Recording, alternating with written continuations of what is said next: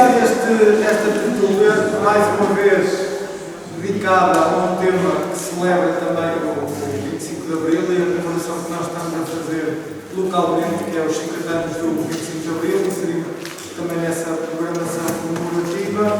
Nós hoje vamos ter aqui uma tertúlia com a presença, a falar do Dia Internacional das Mulheres, com a presença de um grupo vocal feminino e que se chama Mulheres da Era, que vocês vão escutar também, e vamos abrir já com música para começar logo em grande. E portanto vamos iniciar com as Mulheres da Era e depois então vamos avançar com uma pequena tertúlia e já aproveitaremos para falar. Está bem? Até já.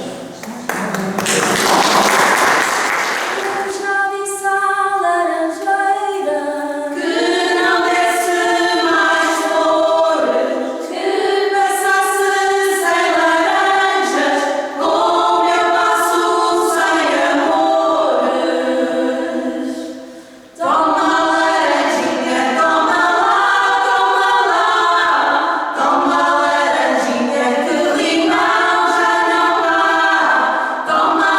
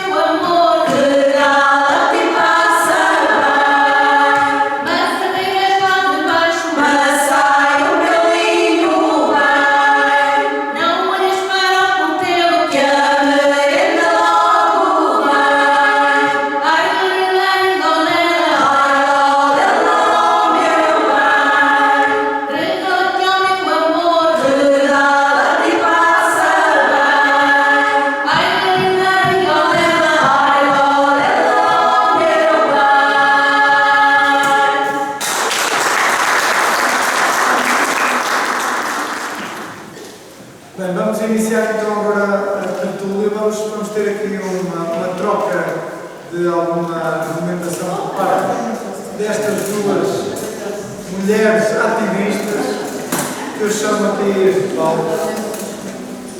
Maria da Conceição Moraes Mendes e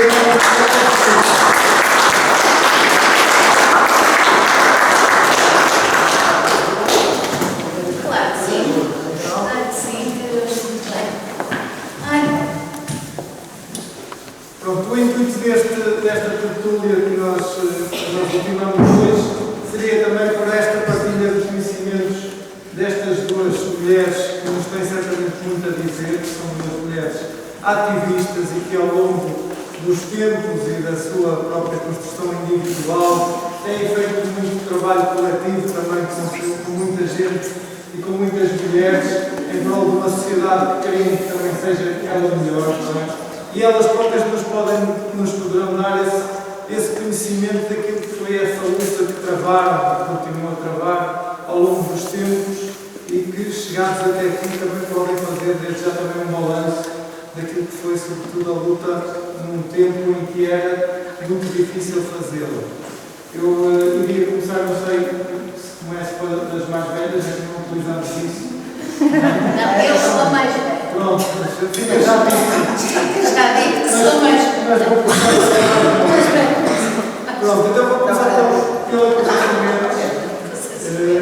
Desde já agradeço a vossa presença cá. Eu queria perguntar então, daquilo que fizeram, foi o vosso testemunho enquanto mulheres, sobretudo numa sociedade muito virada para o poder masculino, aquilo que nos podem transmitir sobre a luta que travaram ao longo deste tempo todo, o que é que vos motivou?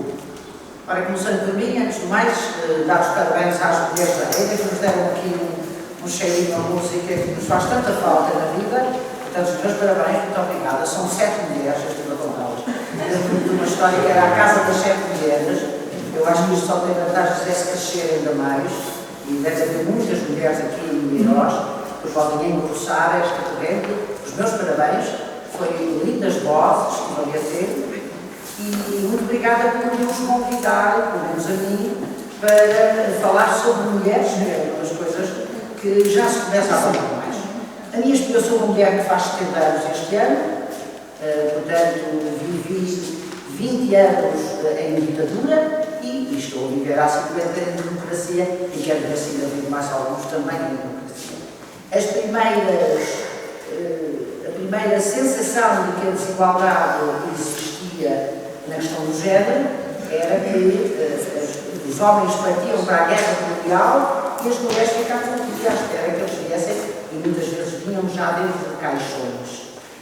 Estão aqui homens que provavelmente fizeram a guerra mundial, ou se lembram bem desse tempo, em que de facto às mulheres estava entregue o trabalho de casa, a retaguarda, fossem mães, fossem esposas, fossem namoradas, fossem filhas, porque a guerra afetou as mulheres desta forma brutal. A guerra foi das coisas que mais, a mim, na altura, com 20 anos, mais me tocou, porque o fim da Guerra Mundial deu-se com o 25 de Abril, independentemente de podermos ter opiniões, e temos que as ter diversas, diversificadas, há um facto histórico que foi preciso o 25 de Abril para que aquela guerra que nos matou 12 mil jovens e nos deixou 8 mil estropiados tenha terminado. Depois, as mulheres tinham a desigualdade nas escolas. Eu sou do tempo em que as meninas tinham um recreio para elas, as salas eram só meninas e depois havia as salas dos meninos. Na escola primária, as meninas tinham aula de tarde, os meninos de manhã. Portanto, esta diferença era logo nos bancos da escola.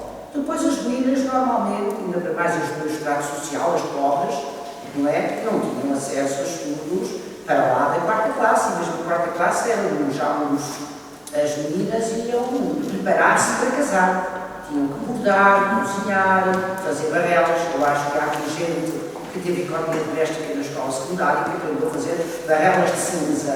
Como se isso fosse absolutamente fundamental para uma mulher casar e ter filhos.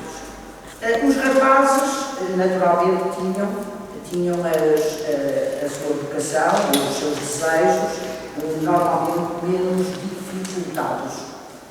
Mas em tempo de ditadura, de falta de liberdade, como também às mulheres do fardo maior. Este livro que eu tenho nas mãos e que a Gabriela Silva vai provavelmente falar também, é um convite que eu faço já, e nós vamos falar meio dos 5 minutos, os senhores não vieram para aqui para apanhar uma estupada, não é nenhuma. E, portanto, eu desafio a que comprem este livro, portanto, eu sei, para 5 euros, os senhores vão ficar maravilhados, os jovens e as jovens. Porque, por mais que a gente aqui pudesse relatar o que viveu naqueles tempos, eu diria até parvos, para não dizer outra coisa, poderão nem sequer acreditar em nós. E é melhor que os senhores leiam, porque são arquivos de todo fundo, são registros escritos, são factos históricos, não é conversa de café. E, portanto, essa desigualdade depois foi crescendo. As mulheres eram esposas, mães, sem direito ao voto, sem poderem seguir carreiras profissionais. As enfermeiras não podiam casar, as datilógrafas não podiam casar. Havia um conjunto de profissões que eram quase consideradas sacerdócio. Nós estávamos habituados a que os únicos que não podiam casar eram os padres. E fomos encontrar uma sociedade em que quem quisesse seguir a enfermagem tinha que abdicar do casamento. E a gente pergunta, mas eu não porquê? Mas uma mulher casada como trata dos feridos, como trata uma mulher solteira. Eu não me quero cercear ao direito à mulher casar, ter um marido, ter filhos. Eu não porquê? Penso que, da minha parte, eu ainda fui tendo algum privilégio. Eu consegui fazer a quarta classe, depois consegui fazer a escola secundária, depois consegui empregado na função pública e fui, mesmo assim, com uma enormíssima obrigação de tratar os meus chefes homens, porque não havia chefias femininas, os meus chefes homens, senhor, fulano, então, dá-me licença de sair. A gente esperava, às 5 da tarde, a gente esperava que o chefe Correia subisse ao primeiro andar para se despedir do diretor-geral, que podia querer fazer uma conversa e ele ainda ficava lá mais 15 minutos. E depois é que nós já todos com a cadeira na mão, parecíamos os putos na escola, à espera da hora, tem pouco cadeira, então o cavaleiro Garcia, podem sair. E a gente, mulheres de 20 anos, não era? Quando o 25 de Abril surgiu, e eu vou já comentar, não quero de maneira nenhuma prolongar, quando o 25 de Abril surgiu, foi uma embriaguez. Nós passamos a descobrir que, afinal, isto era bem melhor se não tivesse havido ditadura, porque a gente pôde começar a namorar. E isto para os que hoje namoram de qualquer maneira efetiva e fazem eles muito bem, eu fiquei com dois portugueses, não poder namorar tão bem, porque o meu tempo já passou. Nós não podíamos andar de mão dada na rua, não podíamos dar um beijo. Uma vez fui abordada por um PSP, nem era o PSP que eles tinham à paisana, a gente parte do princípio que seria uma polícia de vigilância, mas eu fui encontrada na sede do Porto, sentada na escadaria do Claudinho, com um namorado que ainda estava quase que em fase embrionária. Não estávamos sequer a tocar-nos um ao outro, mas fomos alvo de interrogatório, porque estávamos ali àquela hora da tarde, aquilo era horas de aulas e não de estar ali, onde estava a nossa identificação civil, e ameaçámos logo. E nós dissemos, não temos e tal. Eles, estas malditas calças sem bolsos. E nós só não fomos para a esquadra porque o jovem polícia, à paisana, sabia e disse-nos que se fôssemos e se ele cumprisse a função para que estava ali de serviço, eu ficaria, eu e o amigo, ficaríamos na esquadra até alguém da família nos ir buscar. Ora, isso implicava a data, estávamos em 1972, implicava que a maior parte das casas pobres nem sequer tinham telefone. Ou seja, como é que eu ia avisar a minha mãe que estava na esquadra? Hoje os jovens devem pensar, isto é impensável. Aquela senhora deve ter bebido uma vodka com laranja e está a sacar. Mais vodka que a laranja. De forma que o 25 de Abril foi uma embriaguez, foi um soltar das estrelas aos cachorros, foi perceber que as mulheres tinham tanto caminho para fazer. E se vocês, mesmo os homens, aliás, as mulheres de uma qualquer comunidade humana só evoluem se os homens marcharem ao nosso lado. Ou seja, os homens são o fermento desta caminhada vitoriosa, que é chegarmos à igualdade. Não é aquela questão da igualdade que tu pegas em 40 quilos, eu também tenho que pegar, porque a nossa estrutura física é diferente. É a igualdade das oportunidades, a igualdade dos direitos cívicos. Nem os jovens podem ter filhos, não é por enquanto, não sei como isto irá, mas naturalmente continuamos a ser nós a trazê-los no ventre. Se as mães e avós que aqui estão se lembram bem, nós não tínhamos antes de 25 de Abril direitos de maternidade. As mulheres pariam e 24 horas depois tinham que ir trabalhar. Para os campos, para os escritórios, para as produções públicas. Eu lembro-me da tesoureira dos serviços municipalizados de Vila Nova de Gaia lhe permitirem, porque era tesoureira, a ter um filhinho numa caixotinha debaixo da secretária, mas tinha que estar com muito a barriguinha muito cheia para não chorarmos todos os dias. Não havia segurança social, nós não tínhamos subsídios de nascimento, não havia tempo para as mulheres ficarem em casa. Isso veio tudo depois de 75, 76, antes disso não tínhamos nada. A sociedade tendeu sempre, porque foi patriarcal, porque o homem é que mandava, e mandava às vezes mal, Mas também mandava, porque o obrigavam a mandar, isto não quer dizer que os homens fossem todos uma gente ditatorial ou totalitária. É que a sociedade também estigmatizava o homem que não ousasse dar liberdade à mulher. E às vezes até colocava epítetos bem pouco simpáticos: frouxo, mariconso, eu até diria outra coisa feia: manso, para não dizer a primeira parte da frase, que acho que todos nós conhecemos. Já descobriu.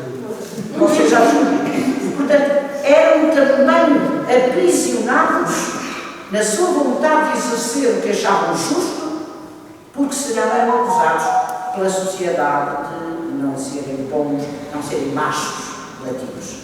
E isso também levou, e depois também a falta de formação académica que tinham mulheres e homens.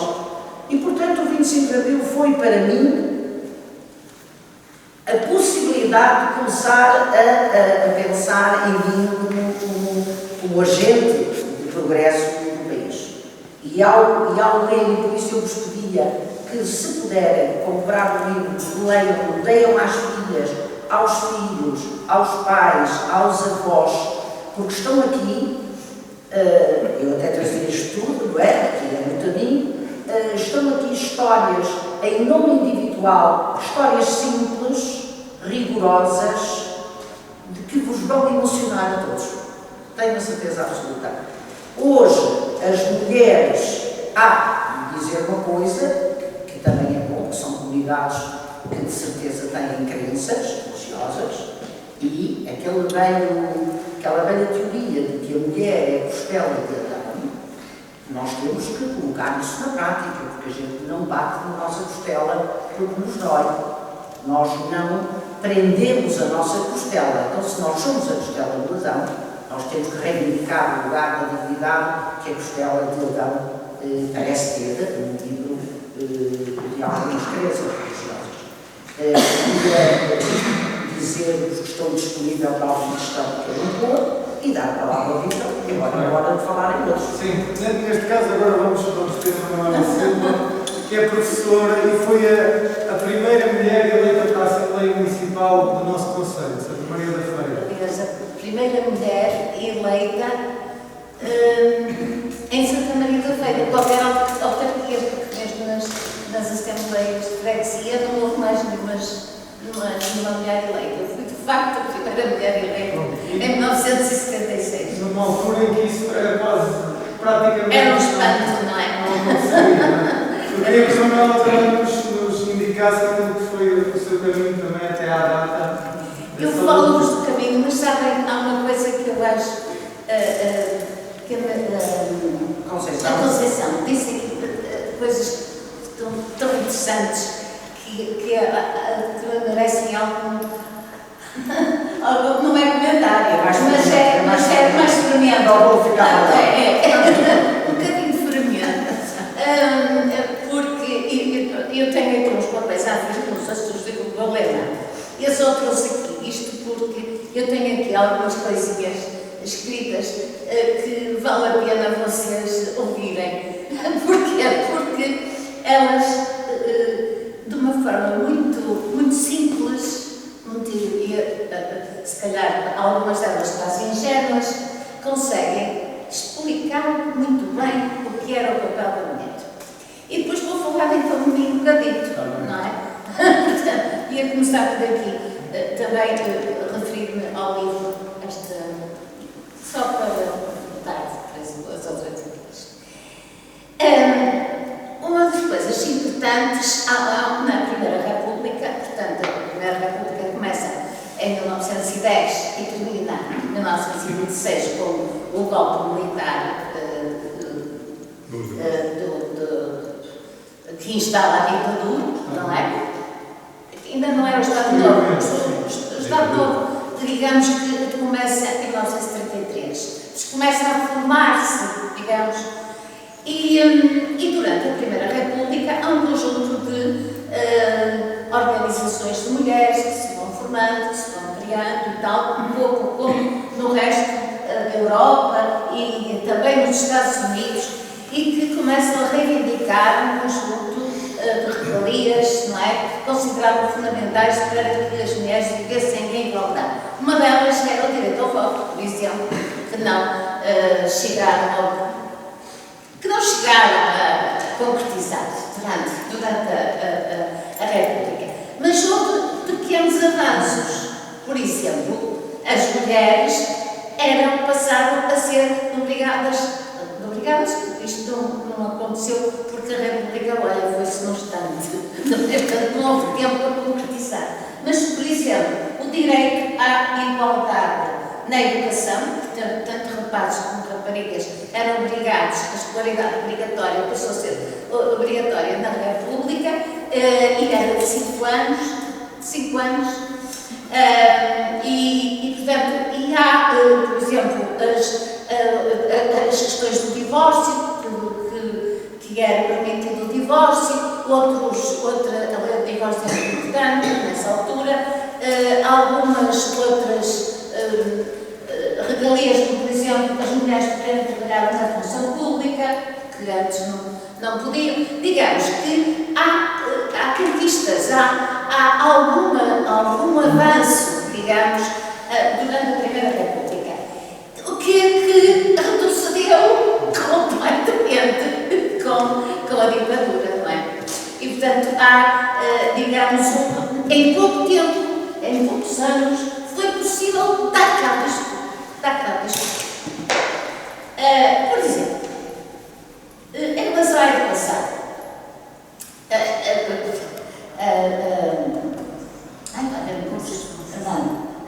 Conceição, desculpa, desculpa.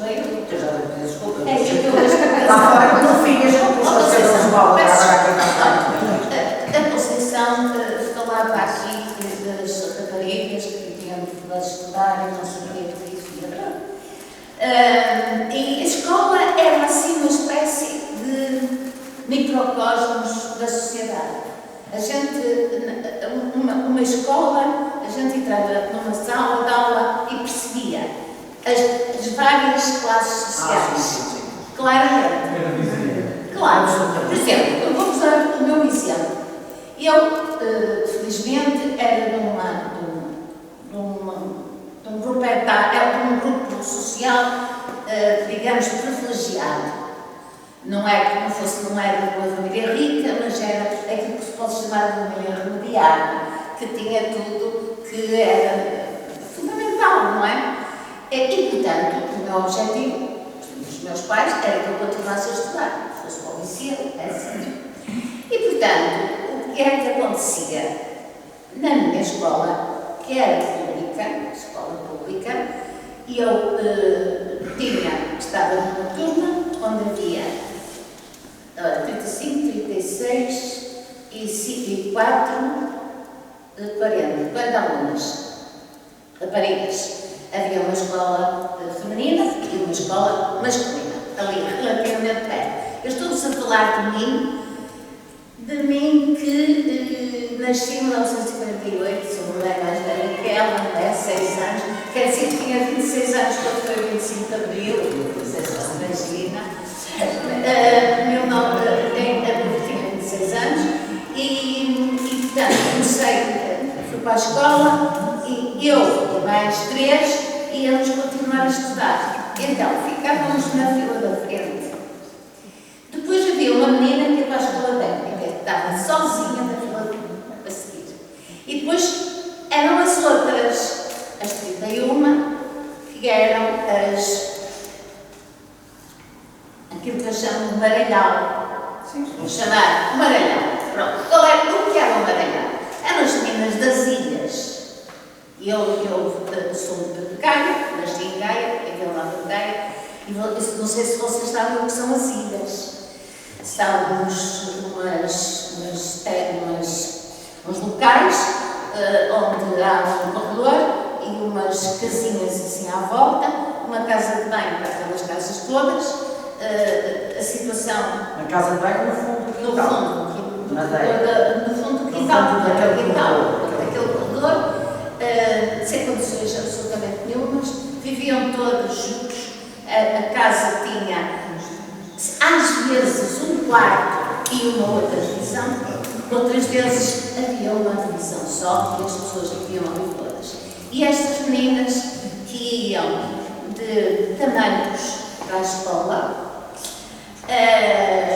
com os pés todos saneiros, cheios de feridas e cheios de problemas, famélicas. Eu utilizo esta palavra famélica porque é visão com os miúdos numa escola e diz-me um assim, que era do quarto ano. Oh, professor, o que é famélico? E eu olho para o lá pela cabeça, como é que começa a falar? Meninas com fome. Enfim, e eu vivi, as meninas da frente não se ligavam com as meninas. As meninas do fundo tinham, o horizonte delas era a terceira classe, porque às raparigas não era obrigatório mais do que a terceira classe.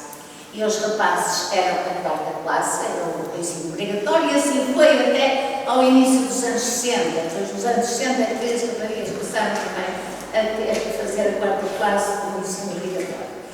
E, portanto, esta divisão existia dentro da sala de aula. O tratamento era também, por parte da professora, completamente diferente, exigindo coisas terríveis àquelas crianças que antes de irem para a escola já tinham trabalhado, já tinham sei lá o quê, não é? E que depois chegavam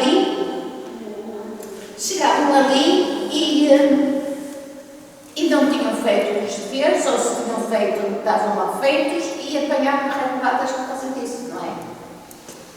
Pronto, eu que vivi num ambiente muito especial, porque apesar de ter uma vida, enfim, com algumas condições, eu tive uns pais, sobretudo o meu pai, que eram extraordinários, não é? E que me ensinaram o que era a solidariedade humana. E que esta história das diferenças não era uma coisa que fosse justa, que era injusta. E, portanto, eu dava-me muito bem com as meninas, com as três irmãs. Tinha uma ligação muito grande. Deixa-me contar-vos uma história engraçada da minha vida nessa altura. Quando tinha 9 anos, foram as eleições em que concorreu o Roberto Delgado. O Roberto Delgado, como sabem, não é? Foi o candidato da oposição e o Américo Tomás era o candidato do regime. E eu tinha ido com o meu pai assistir à chegada do Roberto Delgado à estação de São Bento. E para mim aquilo foi uma coisa verdadeiramente extraordinária, não é? Fantástica. Eu estava lá no meio, eu dizia que estava o meu pai pôs umas cavalitas para eu poder ver. Aliás, há fotografias, como disse, muito boas, e há de facto uma data de crianças que aparecem às cavalitas dos pais. Mas não é essa pessoa que estava a fazer parte de um momento absolutamente histórico. E eu achei que aquilo era uma coisa fantástica, era uma coisa extraordinária e que aquilo só podia ser bom. E portanto cheguei à escola e volto a fazer a minha propaganda sobre o Roberto Delgado. Ora bem, tinha lá uma outra amiga que era das tais que conheceu, portanto estava na fila de frente, que quando ouviu aquilo ficou, ela até era neta de um general, não sei o quê, de maneira que toca a criada começou ali aos gritos a mim, não sei o quê, e tivemos ali uma troca de palavras difíceis, argumentação complicada. E as coisas começaram a acelerar e ela começou a aproximar-se de mim com a intenção de me dar umas morraças. Teve-se pouca sorte, porque as tais 31. E eu não desisti. Era a guarda As tais 31, enfim. E portanto, esta é uma das histórias bonitas da minha vida, que eu nunca mais esqueço, e que são são lindas. E e ao mesmo tempo são bem significativas do que era a vida, não é? Mas Depois teve algum contacto com algumas dessas colegas de turma ou chegou a perceber por que caminhos é que seguiram? Não. Ainda no outro dia andei à procura de alguns nomes até no Facebook, a ver o que é que tinha acontecido. Lembro-me que uma que era muito comprida, era assim enorme, não é? Era a mais alta de todas, chamava-se Ernestina. E eu andei à procura das Ernestinas todas, mas não encontrei nenhuma que me parecesse que tivesse alguma coisa a ver. Não consegui, de facto, continuar a contactar com elas. Portanto, a nossa relação ficou por ali, depois fui para o Porto estudar, porque em Gaia não havia liceu, não é? E, portanto, a minha vida passou a ser uma coisa diferente. Bem, mas eu queria vos dizer que a formatação ideológica para distinguir, não é? Fazer esta distinção e esta humilhação, esta discriminação da mulher era uma coisa terrível, não é? E até passava para por isso é que eu trouxe os papelinhos, passava para os adágios populares, para os provérbios, não é? E que se podiam ver. Por isso, eu tenho aqui um ou outro que acho verdadeiramente delicioso e que eu vou tentar encontrar. Havia muitas coisas, não é? Um deles é este. Uma filha vira-se para a mãe e pergunta: quem te ensinou a remendar? E a mãe responde: filhos pequenos e pouco pão para gastar. Depois há uma outra, que é também a filha que pergunta: mãe, o que é casar?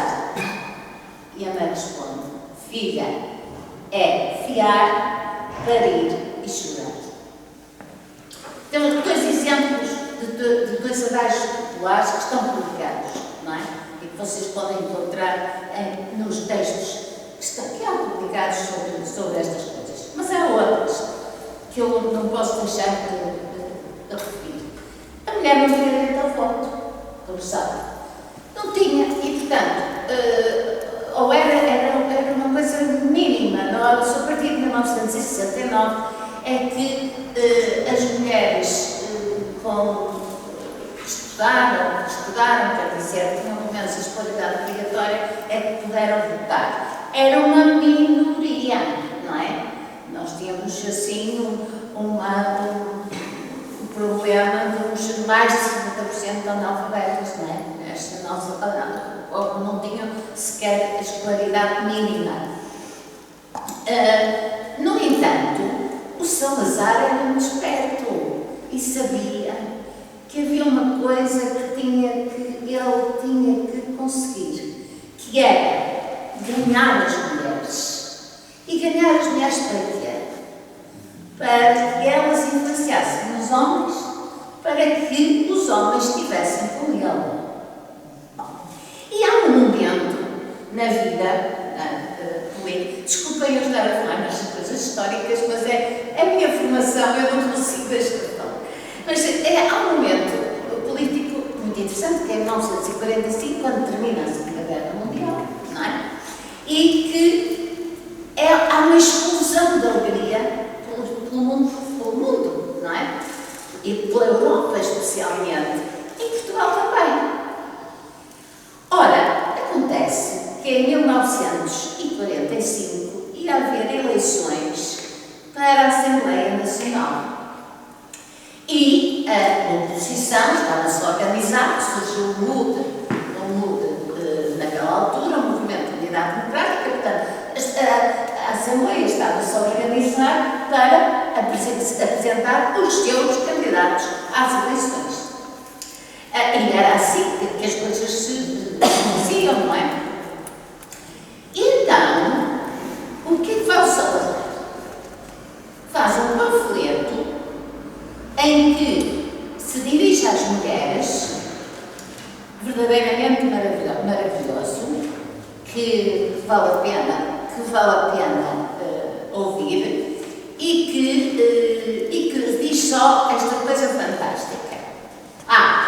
Convém dizer que Portugal não entrou na Segunda Guerra Mundial. Quer dizer, entrou, mas entrou de outra maneira do que aquela que era que os outros Estados entraram. Oficialmente neutro. Mas enfim, mandava Dás-me licença só um parênteses. A neutralidade de Salazar vê-se nas conservas rámidas, que foram, durante todo o período de 9 anos que durou a guerra, a única exportação que Portugal fazia para abastecer a operação de combate o exército nazi. Portanto, este negócio da China de monopólio de que os soldados alemães que destruíram a Europa e deram cabo de tantos milhões de judeus em campos de concentração, comiam as conservas ramírez, porque eram as ramírez, se fosse outra marca, diríamos outra marca, e está documentado historicamente. Sim, senhores. Exatamente. E a propósito então disto que eu estava a dizer, o que é que ele faz?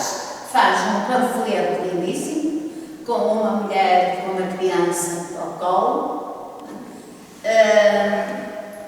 e escreve assim estas coisas fantásticas. Mulher portuguesa, graças ao Estado Novo, tens a estabilidade da família, a liberdade religiosa, a ordem social, a paz que preservou o nosso país da catástrofe e das destruições da guerra. Se o teu marido, os teus irmãos, os teus filhos vivem, se não marcharam para os campos de batalha, Salazar o deves. Se o teu noivo não foi morrer na castanha, sob as tempestades de ferro, e podes constituir e ter um lar feliz e tranquilo, a Salazar o deves. Se os teus filhos não faltam, se aos teus filhos não faltam o abrigo e o pão, coitados, se a tua casa não foi destruída, arrasada, a fábrica onde os teus trabalham destruídos, os campos de onde vêm os frutos da natureza destruídos, a Salazar o deves. Mãe, e que agora usam esta pérola. Mães, esposas, noivas de Portugal, votai por Salazar. Incrível, não é? Quando elas não falam. Portanto, a forma que ele encontra, que é bestial, não é? Para dar a volta às mulheres. E não era por causa das mulheres, era por causa dos homens, porque os homens deixavam-se influenciar, não, mas tu vê lá o que é que vais fazer, olha que afinal de contas o doutor Salazar até reconheceria aí o poder feminino. Sim, claro. Seria através disso. sabia que a mulher tinha poder, e tanto tinha poder que o demonstrou várias vezes. Não é por acaso que neste livro, que vocês aqui e que a Conceição já falou, estiveram presas, quero-vos dizer, identificadas 1.755 mulheres portuguesas, e algumas, mas muito poucas. 1.755 presas políticas identificadas. E mais 540 sem só o nome, portanto não sabemos quando é que foram, se elas foram presas, não sabemos quando, nem onde é que elas eram. Isto dá 2.295 mulheres. Eu estive a fazer as contas, 48 anos, nos 48 anos, à volta de 40 mulheres por ano presas nas cadeias da PIDE, pela PIDE e nas cadeias do fascismo. E algumas do distrito de Aveiro e algumas do concelho de Santa Maria da Feira.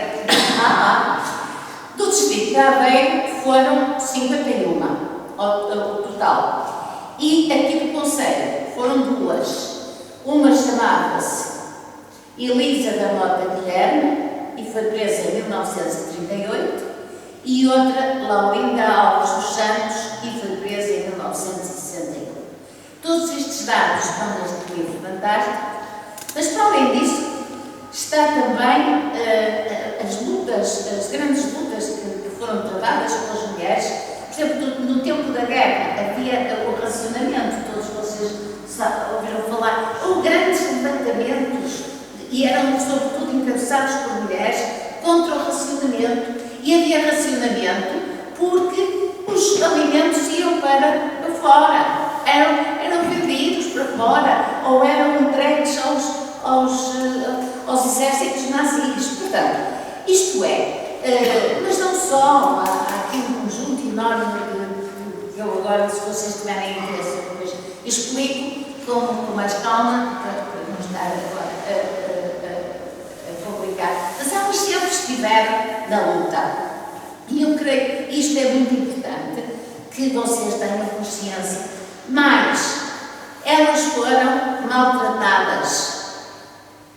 Eu não posso deixar de vos ler aqui um bocadinho deste livro, um bocadinho só, que fala. Não preciso, não, obrigada. Eu é que sou mais velha. Não, mas eu fiz uma operação e continuo tendo umas doenças outra. Já estava aqui com inveja. Não tenho. Pronto, então está para dizer, mas que isto dá um rejeitaço, dá, porque assim leio, faço um figuraço, não é? Uma das conquistas da democracia. Então está bem, vou dizer que aqui na página 149, este livro refere uma carta que foi escrita por 13 mulheres que estavam presas em Caxias e foram escritas como, imaginem, naqueles papelinhos que faziam os cigarros, como é que se chamam as... Mortalhas. Mortalhas, foram escritas em mortalhas. Esta carta foi depois distribuída, feita fora da prisão e foi inclusivamente distribuída para o estrangeiro. E elas contam o que é que se passava lá e dizem, por exemplo, isto a propósito de um conjunto de mulheres do Poço e de outras zonas que tinham sido presas. Todas estas mulheres foram barbaramente torturadas na vida, sofrendo insultos, espantamentos, tortura de sono e estátua, sendo algumas delas submetidas a esta forma de tortura, a estátua, depois de colocadas em cima de cadeiras e amarradas para que não caíssem, visto que se apoiavam num só pé, ficando o outro suspenso e mantendo-se nesta posição de 2 a 4 horas. As marcas destas torturas eram bem visíveis pelas muitas nobres negras que se mantiveram durante muito tempo no corpo e pelo inchaço de pernas e pés que as impediu de se calçarem durante algum tempo. Não bastando tudo isto, a PIDE aplicou a 2 destas mulheres uma forma requintada de tortura, um aparelho elétrico sobre as cabeças, após muitos dias e noites impedidas de dormir, enquanto vários agentes continuavam a berrar-lhes para que não adormecessem. Não precisa mais nada. Não? Pronto, e portanto, este livro está cheio de testemunhos fantásticos, não é? E de histórias de vida extraordinárias destas mulheres valentes, que algumas foram presas, outras conseguiram resistir e não chegaram a ser presas, não é? Não deixando de estar na luta, não é? O que é que eu posso ser de mim?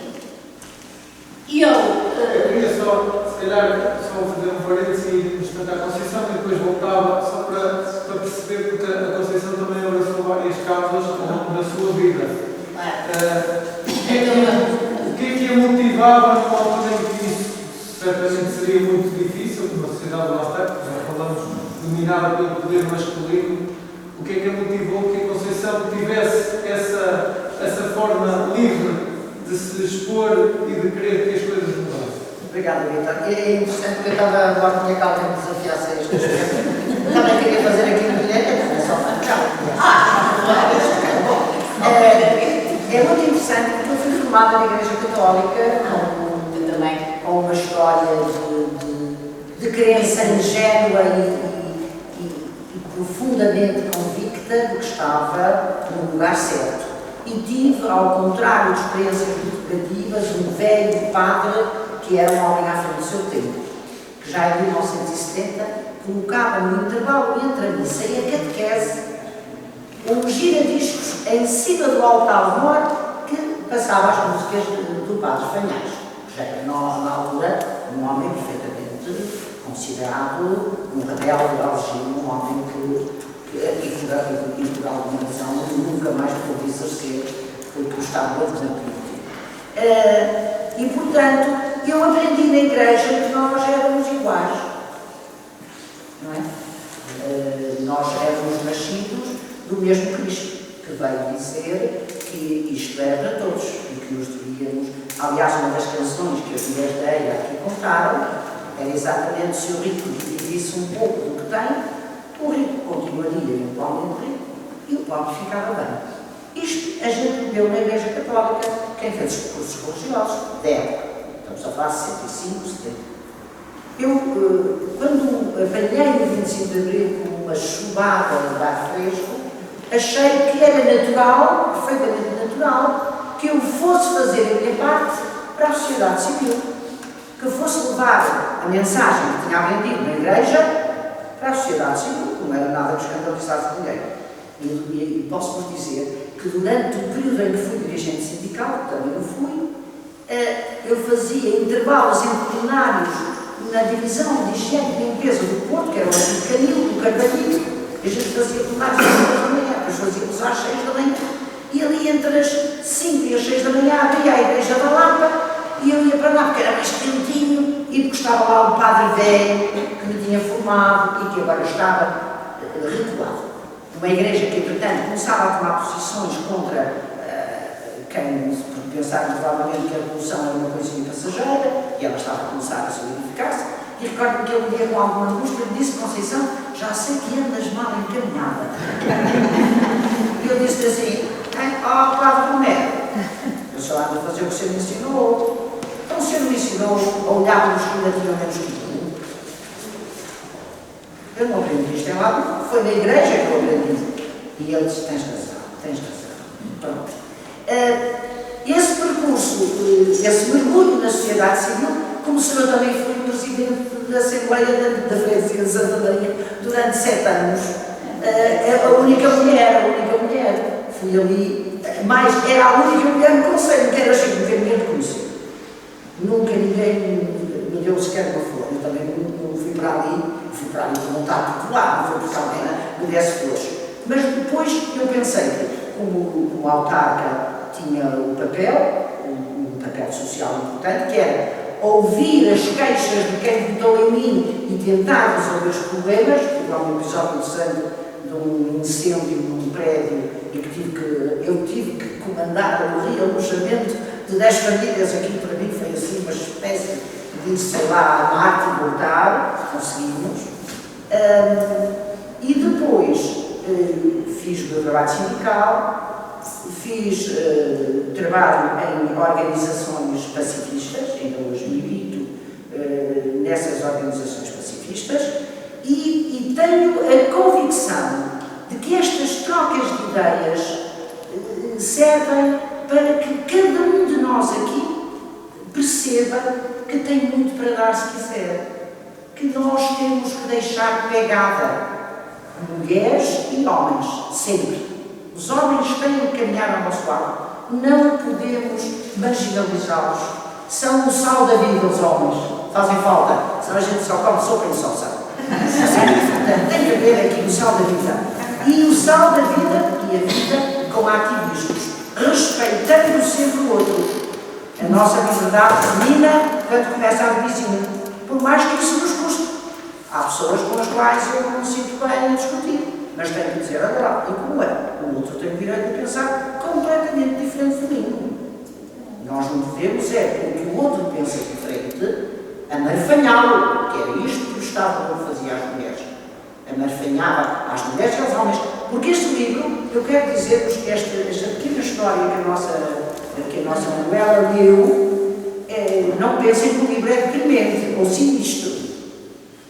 Não tenham essa dúvida. Isto é um facto real, mas o livro tem um conjunto de páginas com o nome completo das mulheres, das 1755 mulheres, onde é que elas foram presas, de que freguesia eram, que idade tinham, qual era a profissão. E vocês vão ver mulheres, desde mulheres com grande formação académica, a mondadeiras, a trabalhadoras têxteis, a porteiras, a domésticas. Vão ver lá que toda a sociedade estava descontente, o descontentamento pelas desigualdades, e nomeadamente as desigualdades das mulheres, que estão lá de forma muito transversal. E também há outra coisa que o livro aponta, é a história das mulheres que caminharam durante anos a visitar nas prisões os maridos, os filhos, os genros, as noras, os netos. E isso é também história da resistência. Mulheres que um preso era encarcerado na PIDE, na Rua do Heroísmo, no Porto, e era provavelmente do Algarve. Sendo filho de família pobre, como é que a mãe podia vir do Algarve visitar o filho ao Porto, se isso implicava largar a tarefa agrícola, ter dinheiro para o comboio, trazer a sopa que o filho mostrava e já chegava a casa e correr o risco de chegar aqui ao heroísmo e o diretor da prisão dizer: não, senhora, a senhora chegou 10 minutos mais tarde, tem que ficar aqui 15 dias. E lá ia de uma mulher para baixo. E estas histórias são belas. Eu não sei se há aqui alguém que faz teatro amador, mas eu creio muito nesta juventude, porque a juventude é o fogo que mantém o mundo à temperatura normal, senão isto é frio como ao frigorífico, e são os jovens que vão poder às tantas colocar algumas destas pequenas histórias simples com nome, se calhar em palco um dia. E depois convidem para eu vir aqui a mulher aos boiados e ver a peça. A sério. As minhas atividades têm sido todas aquelas para as quais me chamam. Chamam-me para integrar uma organização. Há muito pouco tempo integrei um movimento de apoio ao povo palestiniano e de paz no Médio Oriente. Há cerca de um ano que integrei. Porque estas coisas a gente também não integra só para colecionar na caderneta. Já tenho mais um cargo, já tenho mais um sítio. Não. A gente tem que se identificar, tem que fazer pesquisa, tem que saber se está de acordo ou não, tem que ouvir as duas partes, mas temos é que fazer qualquer coisa. Porque senão, quando a gente morrer, o São Pedro vai nos chamar: o que é que andaste lá embaixo a fazer? Estragaste 70 anos da tua vida, não fizeste nada. Pronto. Nesse sentido, eu apelava mais uma vez. Eu até vou dizer uma coisa. Eu este livro não tenho muito gosto em deixá-lo aqui a alguém que tenha muita vontade de ficar comigo. Mas não vou dar se calhar vou dar ao vivo. Eu faço questão de recordar. Se há. Então, vou dar a alguém por quem me faça um favor de dizer. O máximo que posso fazer é depois convidá-la a ver então o teatro. Pronto, e acho que isto já diz do que fiz, não é? Das organizações. Vale a pena estar aqui em causa. Parece aqueles currículos. É dos meus administradores de empresas, são administradores de mais 50 empresas. A gente não sei qual delas é que administrador era uma série. Porque não é possível estar em 50 galhos e fazer algo tudo bem feito. Eu não quero que assim. Antes de termos mais uma intervenção da Flor, que nos vai ler aqui uma pequena poesia, então, e terminar aqui com a Manuela. Sim. Antes de falar um bocadinho de mim, muito pouco, eu queria só dar-vos esta ideia. Em 1964, em 202 mil partos realizados no continente, apenas 24,3 ocorreram em estabelecimento de saúde. Isto diz muito, certo? A mortalidade infantil era, em média, de 165 crianças por cada 1000. Mas, por exemplo, em Vila Real era de 97 por 1000 e em Bragança era de 109 por 1000. Hoje é 2, qualquer coisa. Sim, outra das conquistas da democracia, dos índices mais Seja baixos. por cento. Exatamente. E, portanto, isto é, para mostrar um pouco do que é. E depois as condições de vida, não é? Que as pessoas viviam, que era uma desgraça. Pronto. das casas, também tem aqui dados sobre aquele período que é uma coisa horrorosa e que de facto convém que a gente conheça. E de facto o 25 de Abril é trazer isto. Há uma coisa muito interessante que me identifica muito aqui com... Há muita coisa que me identifica com Conceição. Mas há uma coisa, há o clube das raparigas que fizeram militância católica. O meu trabalho começa precisamente na JUC, na Juventude Universitária Católica, e é um momento muito importante. A JUC, estou a falar nos anos 60. Os anos 60 são especiais, não é? Os 60 e 70. Eu tenho um grande orgulho de ter pertencido a essa geração. E então também aí se discutiam as coisas, não é? E eu isso começou a chamar a atenção. E depois, porque estava na universidade, foi também um movimento estudantil, não é?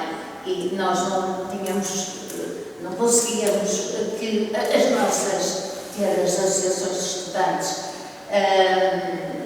enfim, o ministro, pois, não eram clandestinas porque havia eleições e as informações iam todas para o Ministério e tal, mas nunca eram homologadas e, portanto, era como se não existissem. Mas isso não significa que não se continuasse a fazer. É evidente que durante este tempo todo corri muitas vezes à frente da polícia, não é? Com os cassetes atrás e enfim, passei por muitas situações que mal a pena usar agora aqui agora. Depois comecei a trabalhar em 1970 como professora, no dia 1 de outubro de 1970, por acaso é o dia em que foi criada a Intersindical. E eu queria chamar-vos a atenção disto, porque é uma coisa muito importante. Em 69, 70, é o consulado do Marcelo. E o Marcelo, em 69, vai à Inglaterra e foi recebido com manifestações absolutamente incríveis, não é? Quase que eu matando, não é? Por causa da situação que se estava a viver aqui, eles iam sabendo. E, portanto, ele teve necessidade, não só internamente, mas sobretudo externamente, de dar alguns sinais, não é? De abertura do regime. E então, um dos sinais de abertura foi os sindicatos. A função pública não tinha direito a ter sindicatos, mas os outros trabalhadores... No sindicato era o Conselho de Ministros. Já falava para o Conselho de Ministros. Pronto. Porque é que os sindicatos tinham que ser, depois das eleições, tinham que ir lá, eles tinham que estar de acordo com aquela gente, porque se não estivessem não colocavam. E a partir de 69 deixou de ser necessário. E isto foi extraordinário. Porquê? Porque foi possível que os trabalhadores começassem a eleger aqueles que eram os seus verdadeiros representantes, aqueles que eles sabiam que iam defendê-los. E assim surgiram um conjunto de sindicatos que se juntaram num determinado momento e criaram uma intersindical. Essa intersindical, que hoje é CGTP, não é? É nada mais do que isto que eu estou a contar, não é? É também uma luta e uma conquista extraordinária. E foi nesse dia, por acaso, que eu comecei a trabalhar em Santa Maria da Feira. Eu vim em Gaia, vim trabalhar em Santa Maria da Feira, descobri que a viagem para lá demorava 2 horas e não sei o quê, era impossível, tinha que ficar a viver lá. Gastava metade do meu salário para pagar o quarto e a estadia, mas enfim, tive que ficar a viver. Mas isso não impediu que eu não me ligasse aos movimentos dos professores, que nessa altura eram movimentos de professores eventuais, portanto, sem estabilidade, e que correspondiam a 80% dos professores das escolas preparatórias e secundárias. 80%. E que não miravam nas férias sequer.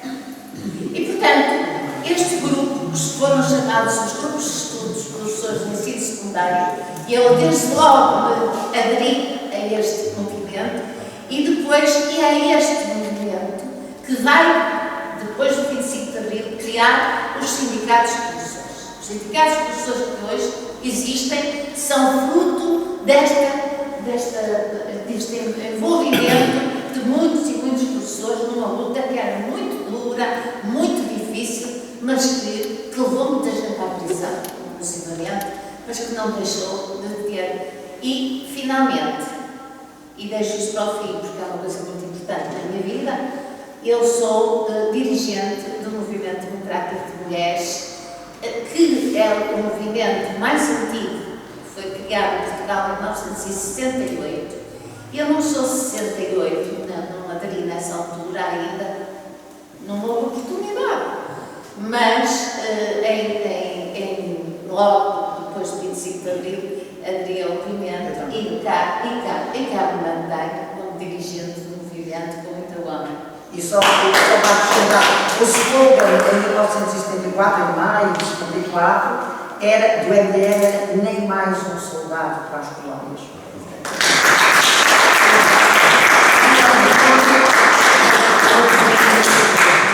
Uma pequena introdução e depois então faremos a parte final que eu quero que vocês me projetem o que vocês acham que é que isto vai dar em termos futuros. Boa tarde a todos. É impressionante como a vida tem estas coisas muito giras. A Manuela passou a trabalhar nos anos 70 quando eu nasci e o irmão dela não se recorda certamente. Eu me conheço e ajudou-me muitas vezes quando eu comecei a trabalhar, não é? Ainda nessa fase que não se ganhava nas férias e em que se andava naqueles concursos pequeninos e que se trabalhava meia dúzia de dias e ia para casa. Eu sou uma dessas professoras que passei pelas mãos da Manuela e que me ajudou bastante em Santa Maria da Feira quando sempre me necessitei. É realmente interessante.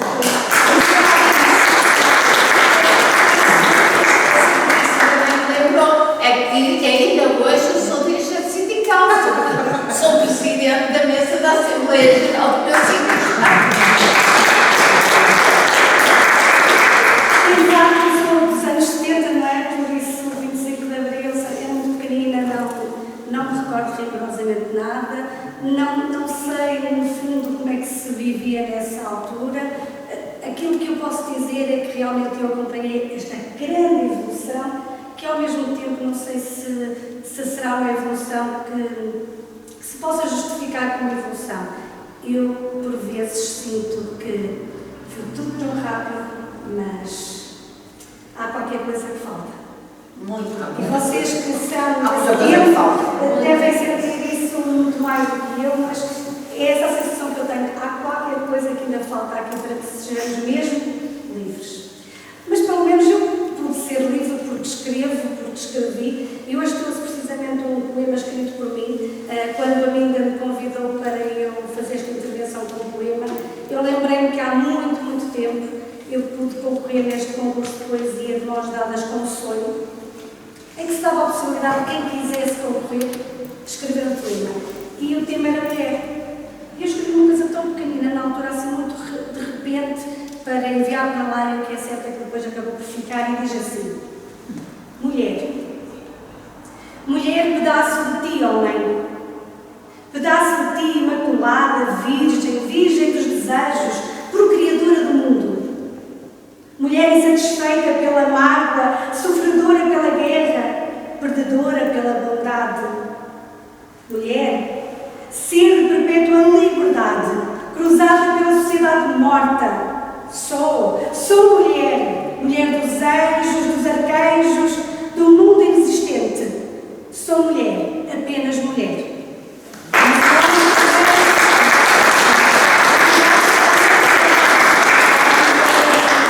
Obrigado.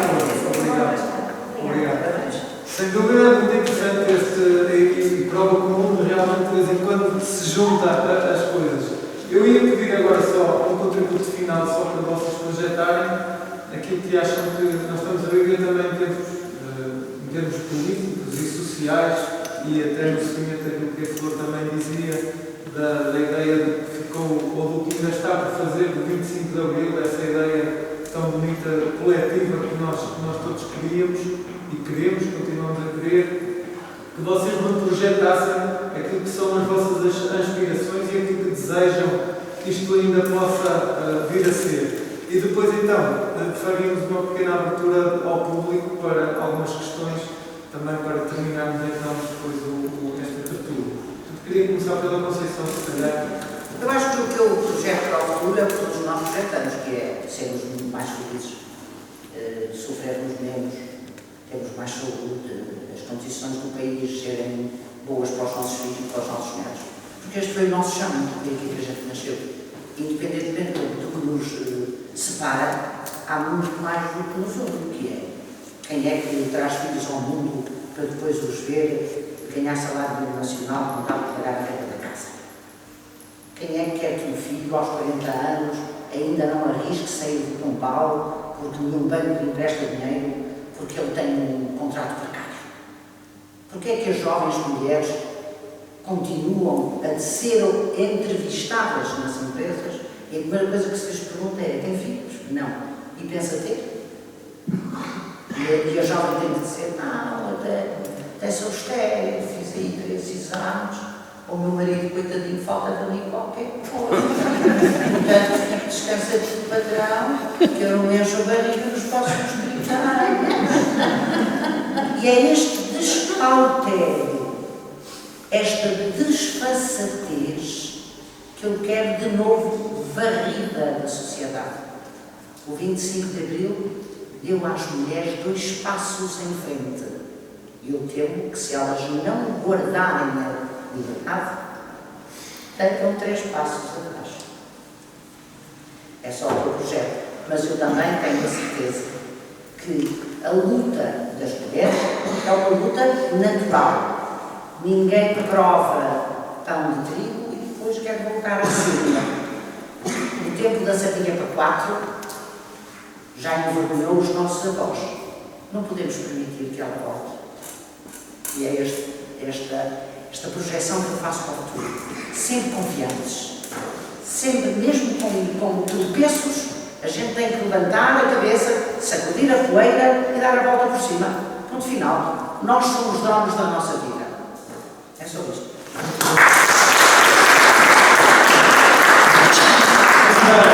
Eu quase diria. Só um ponto, vai ser difícil agora equivaler Mas só vou dizer mais uma coisita, que é o seguinte: há uma coisa que eu creio que a nossa vida também poderá ter algum interesse. É que nós nunca desistimos. Nunca. Não é? E continuamos aqui com as nossas idades, que eu, enfim, já caímos quantas vezes. Já fizeste o que não se bem? Já quantas vezes? E eu? E que ando para aqui toda. Ai, eu fazer fisioterapia, não sei o quê. Mas, por exemplo, no próximo dia 23, vou para Lisboa para uma manifestação de mulheres organizada pelo Movimento Democrático de Mulheres, e que eu quero que seja uma manifestação brutalmente grande, e convido-vos a todos para participar. Há um autocarro que sai da feira e que passa por São João da Madeira e que passa e vai por aí fora. E isto para mim é muito importante que seja uma grande manifestação. Porquê? Porque é um momento-chave para se dizer assim: alto aí, nós estamos aqui e nós continuamos a nossa luta. Há momentos, os momentos não são fáceis. Nós não estamos a passar por uma situação muito fácil. Muito pelo contrário. Mas eu tenho muita confiança de que esta luta que nós estamos a empreender, que não é só pela igualdade entre homens e mulheres, porque a igualdade entre homens e mulheres não se constrói se não houver uma outra igualdade que é a igualdade social. Não é possível, não vale a pena inventar. O problema não está no homem. Pode estar, mas é porque o homem está envolvido numa teia que o transformou, enfim, que o convenceu que é superior. Mas é uma teia, é preciso desfazer esta teia, mas que é preciso, antes de mais nada, pensar nas questões sociais. E a questão da saúde, a questão da educação, estes problemas da segurança social são questões fundamentais que nós não podemos de forma nenhuma perder. Nós temos ainda uma Constituição da República Portuguesa e ela foi escrita, não é? Pela Assembleia Constituinte, não é? Aquela primeira cujas eleições foram a 25 de abril de 1975. É? Essas eleições, pronto, essas eleições foi para fazer a Constituição. Mas vocês imaginam que a Constituição seria aquilo que é se ao mesmo tempo não houvesse uma grande luta dos trabalhadores, das mulheres, que reivindicavam para ali uma creche, e queriam para ali não sei o quê, e depois achavam que a igualdade tinha que ser desta e daquela maneira. Vocês imaginam que nós teríamos uma Constituição como Deus? Não tínhamos, com certeza. E esse período foi fundamental para se construir a ideologia. A ideologia de um Estado democrático, verdadeiramente democrático. Nós defendemos a Constituição. A Constituição é, digamos, a nossa lei mestra. E nós, se olharmos para ela, dizemos assim, tudo aquilo que não vai neste sentido, não vai bem. Portanto, eu tenho que ver como é que vou ajudar a resolver a que isto não volte para trás. É este o ponto.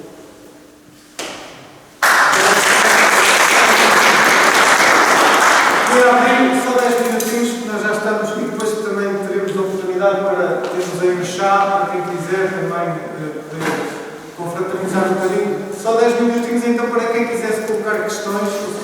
Não sei se há no público alguém que queira colocar alguma questão, fazer alguma declaração. Aproveitem porque nós temos aqui dois exemplos brilhantes e, portanto, tão cedo podem não ter agenda para estar em casa. Vamos Eu fazer quero a obrigação de chamar. E então, ainda por cima, me comprar sozinho. Já faço nada.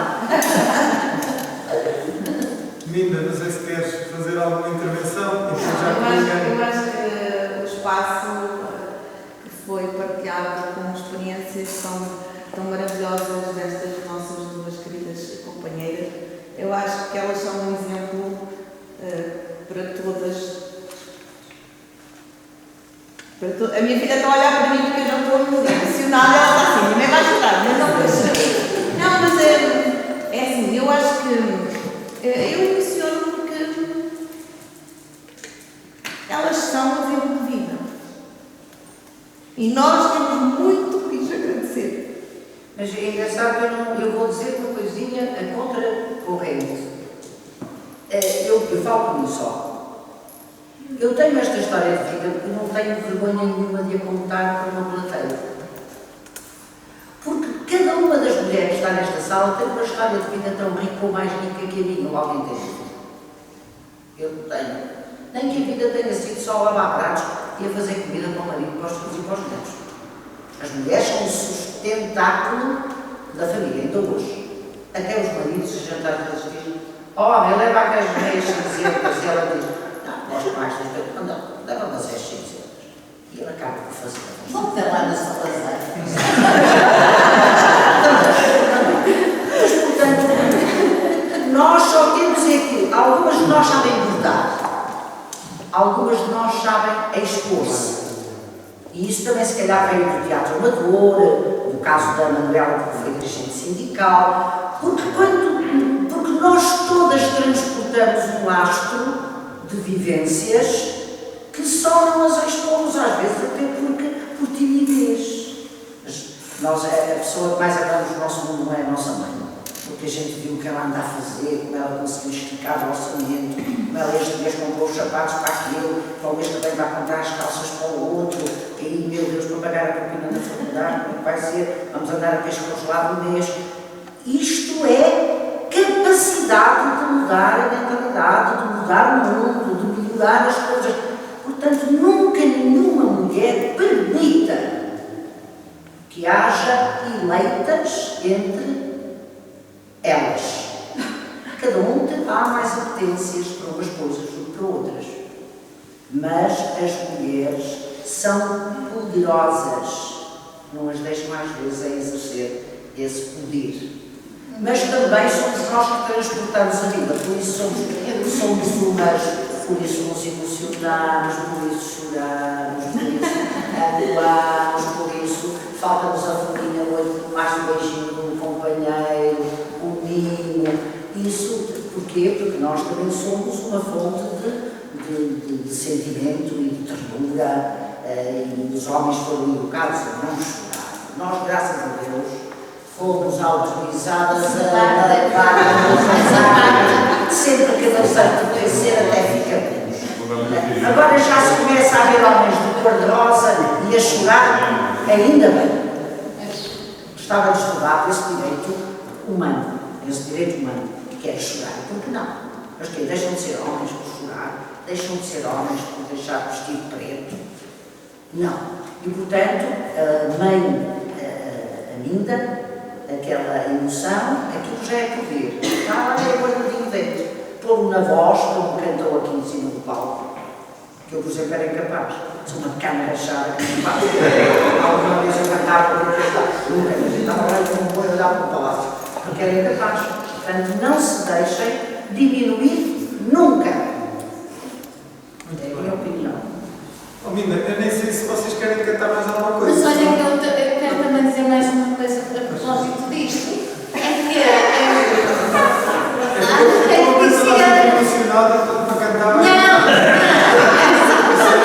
É assim, nós não somos, de acordo, nós não somos nada, tivemos oportunidade e uma vivência que nos permitiu a nós próprias irmos aprendendo na vida, não é? E percebermos que é por este é o caminho, não é outro. Portanto, nós não somos exemplo de nada. É bom que a gente entenda isto. Mas estamos aqui para passar a mensagem. Isso é outra história. Não podemos morrer sem passar a mensagem. E à medida que o tempo passa, cada vez me convenço mais disto. Não. Por exemplo, vocês têm ideia de que durante o fascismo, por exemplo, houve muitas lutas de mulheres corticeiras, de vidreiras do Marina Grande, a revolta do Leite da Madeira, as lutas das operárias sextas da Covilhã, a luta das enfermeiras contra o celibato, que eram obrigadas, a luta das camponesas, com especial referência para Pia, Soares, Alisanda, etc. Aquelas lutas da fome que eu vos falei. Isto é uma coisa absolutamente... Foram mulheres guerreiras que foram capazes de ir para a frente porque era preciso, porque estava em causa a sua vida, a vida dos seus filhos, a vida da sua família. E todas elas constituem a história das mulheres. E termino com isto. É assim, irrita-me profundamente, porque fui professora de História durante 40 anos, irrita-me profundamente quando olho para as escolas, por muitas coisas, não é? Mas há uma que me incomoda especialmente, é que as mulheres parece que as mulheres não existiram, não é? Quando a gente vai ler a história de Portugal, não é? O que é que vocês lá encontram? Os heróis, são só homens, depois as mulheres. Que belas! Olha, não pode ser, não é? deixava na cozinha. Não, eu acho que o pessoal quando não mandou fazer isso, mandou prender a mãe. Nós acabamos. Acabou a raça, não é? Acabou a raça. Depois ninguém mais se atreveu. Eu acho que começou aí. Primeiro que é assim, não podemos deixar perder esta história, que é a história das mulheres. Pronto, muito bem. Eu acho que foi uma tarde muito interessante, um contributo. Quero-vos agradecer. Acho que foi muito interessante. O contributo que deixam. Quero chamar só a Sandra, que nos deixa aqui um miminho da Junta de Freguesia de Ilhéus de Goiás para vocês falarem. Olha que bom. É um livro sobre algumas histórias da nossa freguesia. Muito gosto da senhora Sandra e eu. Muito obrigada. Isto é que é difícil. Obrigada. Olha que bom. Página de história de Ilhéus. Muito obrigada. Muito obrigada. Alguns agradecimentos. Muito obrigada.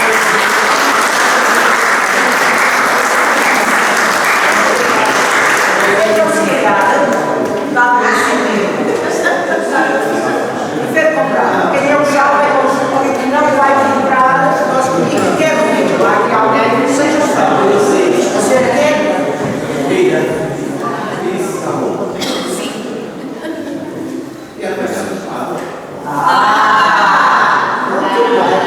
Muito obrigada. Olha, obrigada a vocês por terem vindo. Realmente vocês são muito importantes nestas coisas, não é? Também temos que passar a mensagem, temos que ser mensageiros destas mensagens, que estas mulheres de coragem, que elas não acham que são, mas vocês são as mulheres de coragem. Eu também queria agradecer à União de Resistentes Antifascistas, porque eles trouxeram-nos aqui uma exposição. Muito obrigado.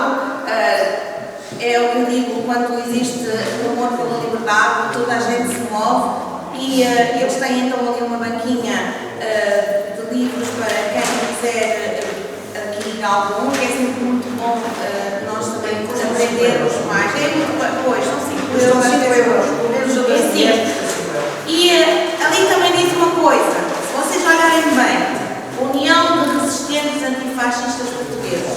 Portanto, lembrem-se sempre que para fascistas também tem antifascistas e a liberdade vai conseguir avançar no futuro dos nossos filhos.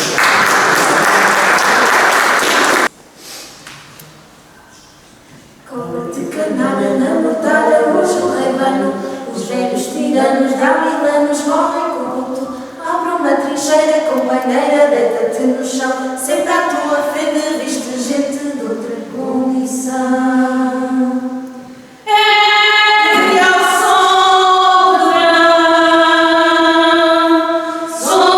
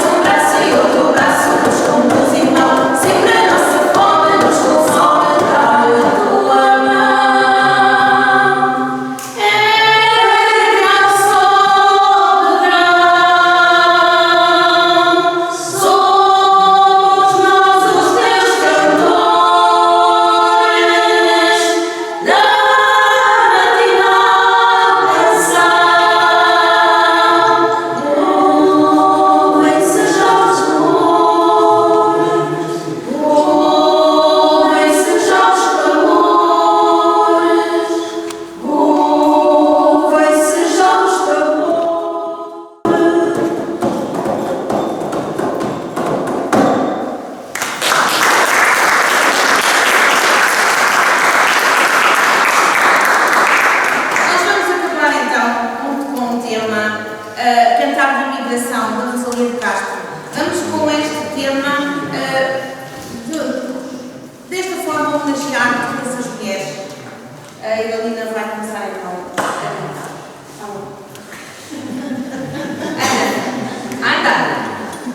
Este parte, aquele parte, e todos se vão. Galiza fica sem homens que possam cortar teu pão.